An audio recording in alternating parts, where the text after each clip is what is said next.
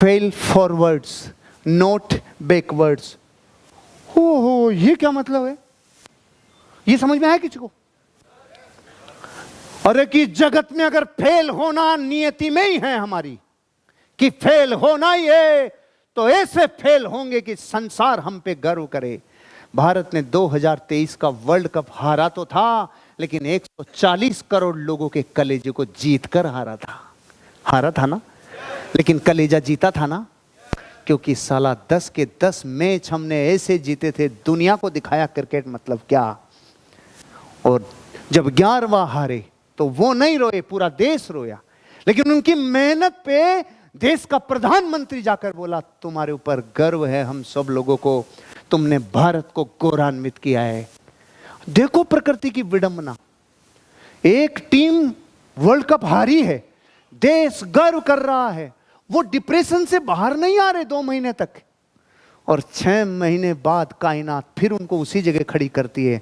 फिर एक world cup आता है और फिर एक फाइनल आता है जिसमें सांसें साड़ी यहां से यहां और यहां से यहां। मतलब मेरे को तो घर वालों ने, मैं सूरत में था उस दिन, तो मेरे को कैमरा लाइव देना पड़ा। मेरे बच्चे कहते हैं पापा हारेंगे तो साथ, जीतेंगे तो साथ, आप हमें लाइव चाहिए। हम सारे कैमरा को एक दूसरे पे ऑन कर लिए, लाइव चाहिए। फिर आंसू थे मैच की आखिरी गेंद में, जब सूर्य कुमार ने उससे पहले केस लिया तो आंसू थे। कुछ समझ रहे हो? आपकी नियति में अमीर बनना लिखा है कि नहीं लिखा ये आज पता नहीं है, लेकिन मां कसम एक चीज आज नियत है, मरते दम तक मैं प्राणों से अपने कर्तव्य को निभाऊंगा, ये मेरा वादा है। बस बहुत है, इतना बहुत है। हारूंगा तो ऐसे हारूंगा कि दुनिया मेरे साथ खड़ी हो। एक आदमी कह रहा था साहब आपको पता है मैं 10वीं में फेल हुआ ही नहीं कभी। बाद में पता चला साला 10वीं के एग्जाम में बैठा ही नहीं कभी।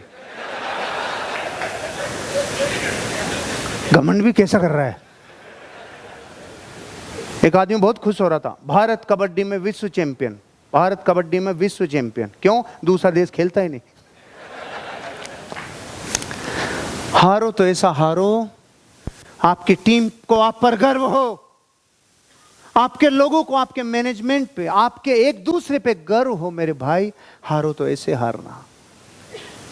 मैं 2000 में 20 साल की उम्र थी, दाढ़ी मूछ भी नहीं थी, और धंधे में आया बेचने के, और लोगों को जाके समझाने लगा।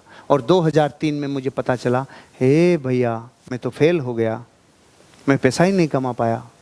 कोई बात नहीं, मातम नहीं मनाएंगे, जीवन को फिर से शुरू करते हैं। चला गया जैसलमेर, बिल्डिंग कॉन्ट्रैक्टर हो गया, 50-60 लोगों की टीम हो गई।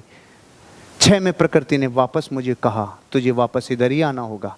मैं 6 में वापस आया तो मुझे 7, 8, 9 में पता चला कि मैंने 9 तक जो भी जीवन में अचीव किया वो था 2000, 2001, 2002, 2003। मतलब जिसे मैंने फेल होना समझा था वो तो मेरी फाउंडेशन थी, उसी की वजह से कामयाबी मिली। फेल हो तो ऐसे हो कि पीछे के लोग ये कहें फेल और पास से मतलब नहीं है, उसने अपना फर्ज निभाया, उसने अपना काम पूरा किया, अपने हिस्से का काम पूरा किया। आपको अपने हिस्से का योगदान देना इस धंधे में बस। अरे भक्ति योग, कर्म योग, ज्ञान योग नाम सुना है? तो आज कर्म योग भी सुन लो।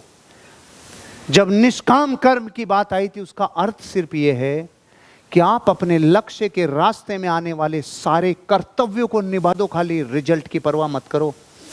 अगर आप उन्हें फॉलो कर रहे हो जो पदचिन्ह दुनिया में सफलता के बनाए गए हैं, तो रिजल्ट की आपको चिंता करने की जरूरत नहीं है। 3 लोग के नाथ आपके रिजल्ट की चिंता करेंगे, आपको चिंता करने की जरूरत नहीं है। दिस इज निष्काम।